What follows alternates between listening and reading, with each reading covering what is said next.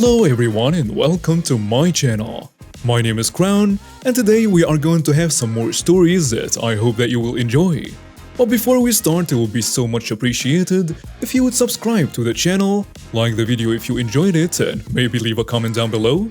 These simple clicks would mean a lot to the future of this channel and really reward the effort that I put in every day. And now, without further ado, let's go! First story. Karen is sick and tired of eating takeout. Karen gets arrested. This happened about 5 to 6 weeks ago, but I just heard the story firsthand yesterday. Was told the story secondhand weeks ago, but the guy telling the story admitted he did not see some of it and heard even less. A fellow restaurant owner in my area was doing takeout/delivery only during the pandemic. When restaurants in our state were told we could open up for dine-in at 25%, he decided, as did I and many others, to not open as it just wasn't worth it. All orders at his place, be it a delivery service or customer picking up a takeout order, was done outside. Nobody except employees were allowed inside. Orders were taken outside to the parking lot by an employee. This happened a few days after the 25% was announced. Enter Karen and her not Karen friend. They drive up and get out of their car. Employee is delivering a takeout order and sees Karen and her friend. Tells him the restaurant is not open for dine-in, and Karen is not happy. Proceeds to scream how sick and tired she is of eating takeout, and they will serve her and her friend right now. The employee tells her that it's not going to happen. Karen kicks him in the leg, and the employee manages to still get in front of her so she can get in the door. Karen doubles down and stomps on his foot. The owner, who witnessed the initial kick and subsequent stomp, tells an employee to call 911 while he runs out to help the employee. Karen, not knowing the police are already being called, screams to her friend to call the cops. Her friend has done nothing. She is frozen in place in the middle of the parking lot, not believing what she's witnessing from Karen. Karen is still trying to get in the door, but cannot as the employee she assaulted has fallen in front of the door. This would have been a good time for Karen and her friend to leave. A cop shows up and Karen thinks he is there to order the owner to let her and her friend eat in. Oh, delusional Karen. The cop tells her that he is there for a reported assault. The cop calls for an ambulance as a second cop shows up. Karen starts screaming that the employee is faking his injury, and the third cop rolls up. She screamed that she was the only one assaulted by everyone within quarter-mile radius. Typical Karen nonsense. Ambulance shows up and starts treating the employee. Owner invites one of the officers inside. Meanwhile, outside, Karen demands to leave. Nope, not happening. She has to stay while this is being investigated. The owner has cameras inside and outside, and Karen's tirade is all on camera, including the person who was getting his food delivered by the employee. He had his camera rolling and got audio of Karen in all her glory. When told she could not leave and was going to be arrested, Karen reacted by screaming and pinching the cop on the arm so hard he had a bruise. Oh, her friend never moved during all of this. The owner said her eyes looked like tennis balls bugging out of her head. She was allowed to leave as she did nothing. The employee had 2 broken toes. Yep, raging Karen stomped that hard. Karen was handcuffed, put in a police car, and taken to jail screaming all the way how she would have everyone's badge. Again, typical Karen nonsense. All of this because she was sick and tired of eating takeout. One of the cops came by the restaurant the next day to ask about the employee. He told the owner how in the last month or so there was an uptick in people getting arrested. Banned from businesses, trespass orders, who have never been in trouble with the law. They were in the age group of approximately 55 to 70 years old. Yep, Karen, 58 years old, never been arrested. No problems at all. Will likely serve some time in jail as well as being sued by the employee. The reasoning? They are frustrated over this COVID-19 thing. Next story. Ken and Karen get the boot. Hello. Allow me to tell you the tale of Ken and Karen, the darling couple who must sing they are the ruling king and queen of entitlement. But their reign is about to come crashing down all around them because of a sleep-deprived, over-caffeinated, sick of the everyday fight and underpaid employee of Tim Hortons, me. It brings in the year 2020 during the COVID lockdown. I was working at Tim Hortons almost every day. I worked in a small town, so most of the employees were older and chose to stay home due to the risks. That meant us younger staff picked up most of the shifts. No biggie. Bigger paycheck. I, however, ended up getting a temporary promotion to management with little to no training I learned by trial and error. And when masks became mandatory, there was a bit of a pushback. However, people needed their caffeine to feel semi-alive. During COVID, we experienced people spitting at us, throwing their garbage or whatever they could grab, upset because only 3 people were allowed to be on shift to allow social distancing, and they had to wait 50 minutes to get their drinks. It got to the point that the local RCMP would sit and give people tickets for being jerks. Now every day at 1:30, Ken would make his appearance. He'd waltz in not wearing a mask, and every time he would be sent back out to get it to put it on. He'd usually just drive off and not order.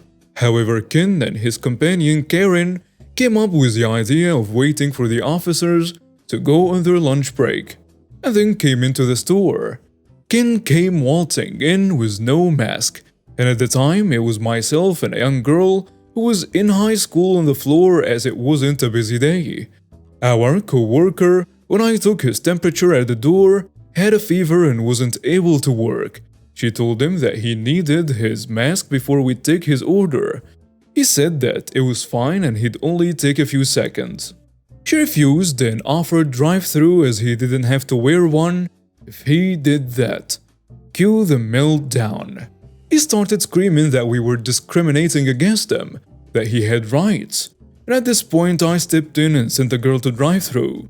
And I responded with yes, you have the right now to not wear a mask. However, we have the right to work in a safe environment. And if Alberta Health happened to come in and see I'm serving you with no mask, I would lose my job. If you choose not to wear a mask, that is in your right. But I'm going to have to ask you to use a drive-thru. Well, cue the even larger meltdown. He proceeded to tell me I might as well be in Germany forcing the Jewish people into train cars and sending them to death camps. Wow, at this point I had been at work since 5 a.m. Frankly, I was done. Immediately began to speak the few phrases of German I know. Guy's mouth was opening and closing, but no sound was coming out. Finally, he was able to spit out a Nazi witch. Said a few phrases again before asking if he'd like to get his mask so I can take his order. And he demanded to speak to my manager, so I did a 360 and spread my arm out and happily said hi. I'm OB. I'm the new manager. How can I help you today? Oh, I'm so sorry. Unfortunately, I cannot take your order or deal with your complaint until you are wearing a mask. If you don't have one, I'll be happy to provide you with one. And the guy absolutely lost it. I watched the 40-year-old man stomp his foot as he's trying to come up with an insult. His wife walks in, upset that it's taken too long. And lo and behold, no mask. She begins the same speech of me being an awful human being when I hold my hands up and say, I'm sorry ma'am, your husband here already gave me that lecture. May you try something else?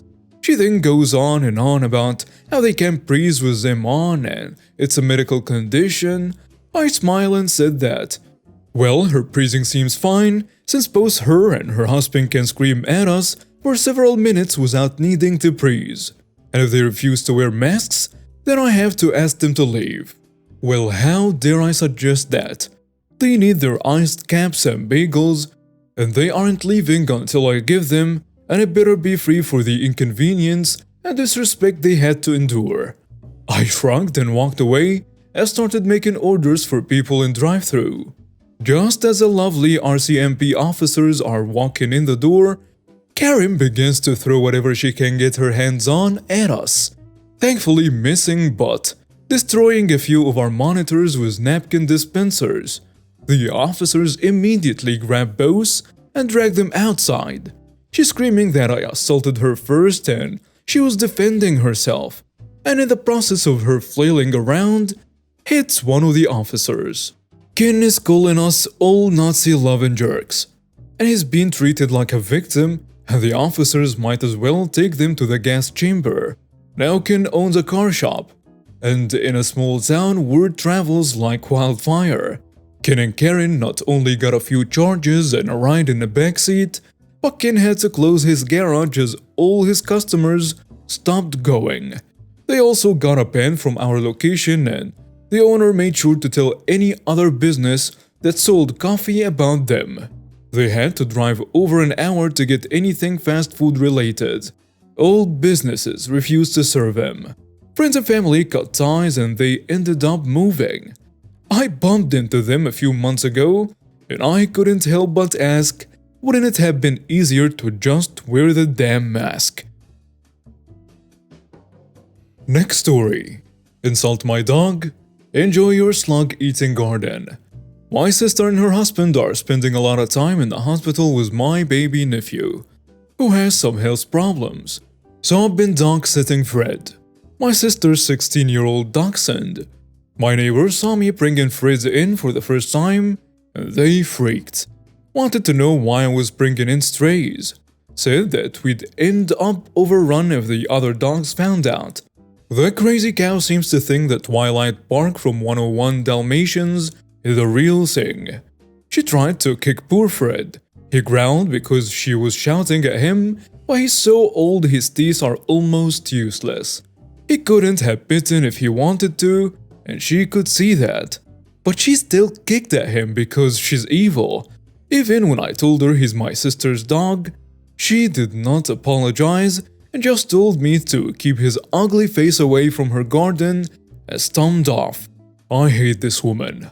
I can cope with her racist and all-around nastiness when I'm her target. But Fred is elderly and frightens easily.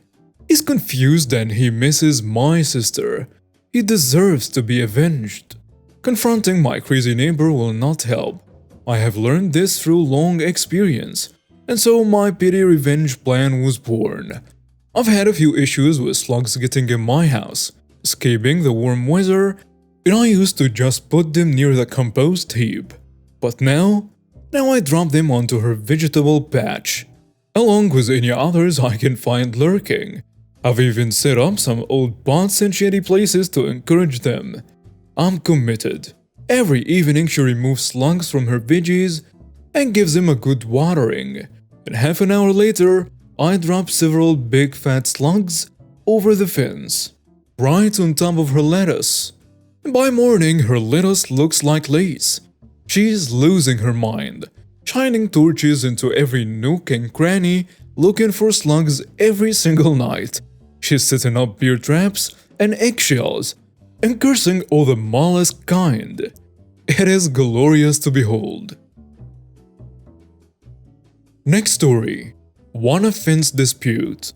January saw my plans to HOA design committee for a swimming pool, giving the okay until the project looks beautiful. The developer actually contacts the pool builder for a pool of his own. Landscaper comes to me asking if my neighbors can have some limestone steps built alongside their house. I would come into my property by about 4 feet, knowing that I'm building a pool and landscaping with it, as well as a fence. I say no. He comes back a bit later saying they would like to buy a silver of my land so they can have their steps. I say no again, though I considered giving them a purposely ridiculous price. They ask him to ask me to sell the land a few more times, until I finally tell him they need to approach me directly instead of sending a poor landscape salesman to negotiate. Quick backstory on the neighbors. He's on our state's board of regents and is the president of the company my father worked for 35 years. My dad was a sales rep and used to be on commission. One year, the sales team knocked it out of the park, many of them taking home six figures. The next year, they were all put on salary.